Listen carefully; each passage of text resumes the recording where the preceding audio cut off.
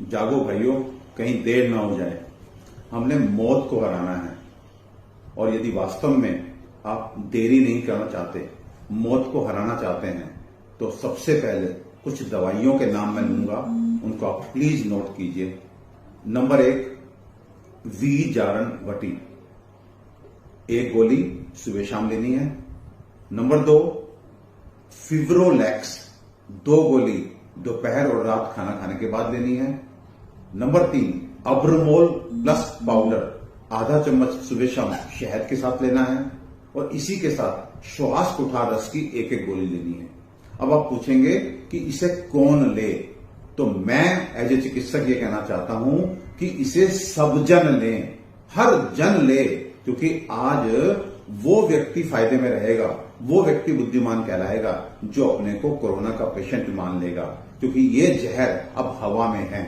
यदि हमारे घर में एक भी पेशेंट ऐसा है जो खांस रहा है, जिसे बुखार आ रहा है, जिसे बदन दर्द है, जिसे जुकाम है, और आप ये मानते हैं कि ये केवल सीजनल फ्लू है, तो मुझे ऐसा लगता है कि आप अपनी स्थिति को गंभीरता की तरफ ले जाएंगे और ना केवल वो व्यक्ति इस दवा को खाए, बल्कि उसके संपर्क में आने वाला हर फैमिली मेंबर 15 दिन के लिए इन दवाओं को जरूर खाए। और यदि ये दवाएं आप नहीं उपलब्ध करा पा रहे हैं, तो इनका सब्स्टिट्यूट 4 दवाइयां जो मुझे लगता है कि हर जगह उपलब्ध हो जाएंगी, वो है नंबर 1, त्रिभुवन कीर्ति रस, इसकी 1 गोली सुबह 1 गोली शाम को खानी है।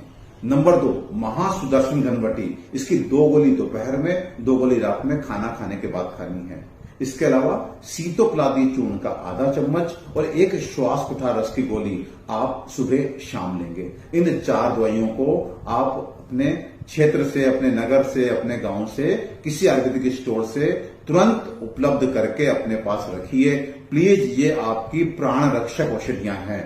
और इसके बाद आपको जो मैंने घर की चीजें बताई थी, जैसे काली मिर्च चूसना, लौंग चूसना, अजवाइन सेंधा नमक चूसना, स्टीमिंग लेना, गरारे करना, गर्म पानी पीना, इनके अलावा क्योंकि इस समय ये वायरस अपने पूरे चरम पर है, कहर बरपा रहा है, तो हमें यहां पर एक स्पेशल, एक रामबाण नुस्खा मैं आपको आज देना चाहूंगा। ये नुस्खा मैं फिर कह रहा हूं, आपके लिए रामबाण है, आपके प्राणों का रक्षक है।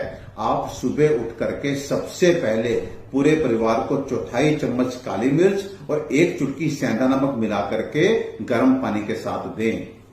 दिन में 2-3 बार आप नीम के 4-5 पत्ते चबा करके खाएं। और यदि नीम के पत्ते आपको उपलब्ध नहीं है, आप ऐसी जगह रहते हैं शहर में, तो किसी आयुर्वेदिक स्टोर से नीम घनवटी ला करके 1 गोली सुबह शाम खाएं। मेरे मित्रों, जो इनको करेगा वो बचेगा, उसके घर पे संकट नहीं आएगा। और एक बात और, अब आप अगर कुछ समझदार लोग ये पूछना चाहें कि ये दवाएं आखिर कैसे प्राण रक्षक हैं, तो मैं आपको बताना चाहूंगा, ये वायरस हमारे शरीर में जाकर के हमारे फेफड़ों को, यानी हमारे लंग्स को एक तरह से इलास्टिक से प्लास्टिक बना रहा है। ऐसा अनुमान है कि जो हमारे फेफड़े हैं वो बाद में लास्ट में पत्थर बन जाते हैं।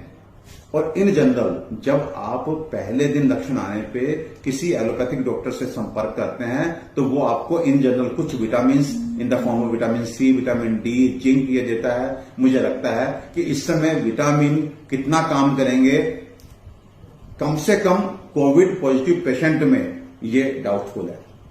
नंबर 2, वो आपको एक एंटीबायोटिक देता है। मैं पूछता हूं कि ये एक वायरल डिजीज है, इसमें एंटीबायोटिक का वेरी इनिशियल फेज में क्या रोल है, वो भी मुझे लगता है डाउटफुल है। नंबर 3, इवरमेक्टिन एक एंटी पैरासिटिक मेडिसिन है, ये इसमें कितना मदद करेगी, अगेन डाउटफुल। सो प्लीज, आपको जब ऑक्सीजन लेवल डाउन होने लगता है तो ये कहा जाता है कि आप सब ऑक्सीजन लेना शुरू कीजिए। आप मेरी बात बहुत ध्यान से सुनिए, आपके फेफड़े हैं, एक पंप है जो एयर से ऑक्सीजन को लेता है, खींचता है। जब वो पंप कमजोर हो गया तो आपने बाहर से ऑक्सीजन लगा दी। जब 25% कमजोर था तो आपने 2 लीटर सैचुरेशन की लगा दी।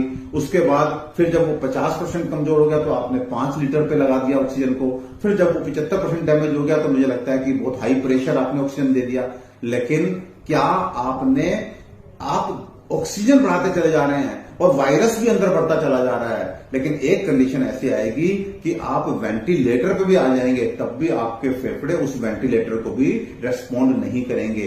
ट्राई टू अंडरस्टैंड, हम कुछ भी ऐसा नहीं ले रहे हैं जो वायरस को न्यूट्रलाइज करे, वायरस को खत्म करे।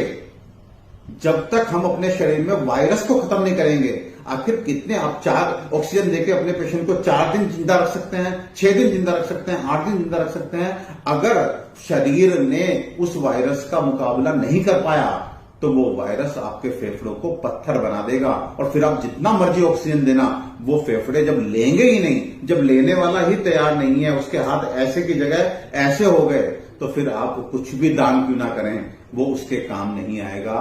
सो पहले दिन से आपने इस वायरस को अटैक करना है। और ये सारी मेडिसिन मैं अपने 20 साल के आयुर्वेदिक एक्सपीरियंस से कह रहा हूं, they all are proven antimicrobial, antiviral. और इधर मेरे पेशेंट्स ने, जिन जिन पेशेंट्स ने इन मेडिसिन को पहले दिन से शुरू किया, ईश्वर की बड़ी दया है, ईश्वर का बड़ा आशीर्वाद मिला, सब ठीक ठाक हैं। और मेरे अपने रिलेटिव जिन्होंने इन मेडिसिन को हल्के में लिया, आज अफसोस से कहना चाह रहा हूं कि वो सब जो है आज हमारे बीच में नहीं है। सो आज it's not a time to earn money, it's not a time to show the intelligence, it's not a time to become in complex, it's the time to help each other. So मैं फिर एक परिवार का सदस्य बन के आपको कह रहा हूं कि इसको हल्के में मत लीजिए प्लीज। उन सब वीडियोज को जिसमें इस वायरस को बहुत हल्का बताया जा रहा है, इसको स्कैंडल बताया जा रहा है, इससे ये कहा जा रहा है कि ये कुछ नहीं, इग्नोर मारिए, उनको आगे फॉरवर्ड मत कीजिए। स्थिति बहुत भयानक है। रात में 2 बजे तक जब अपनों के फोन आते हैं और हम विवश हैं, हेल्पलेस हैं, और सुबह 4-5 बजे फिर शुरू हो जाते हैं। दिन भर मैं आपको बता नहीं सकता कि हम लोग इस समय किस स्टेज से, किस पैनिक से गुजर रहे हैं। तो प्लीज आप मेरा कहना मानिए, आप इन मेडिसिन को from very first day without any hesitation खुद से डिक्लेयर कीजिए, हाँ मैं कोरोना का पेशेंट हूं, और आप भी लीजिए, अपने घर वालों को भी दीजिए। ये आयुर्वेदिक मेडिसिन सेफ हैं, इनसे कोई नुकसान नहीं होने जा रहा। ऐसा नहीं है कि इन मेडिसिन का यदि आप सेवन कर रहे हैं तो आप बेप्रभाव कर कहीं भी घूम सकते हैं, बिल्कुल नहीं। आपने पूरी सावधानी बरतनी है।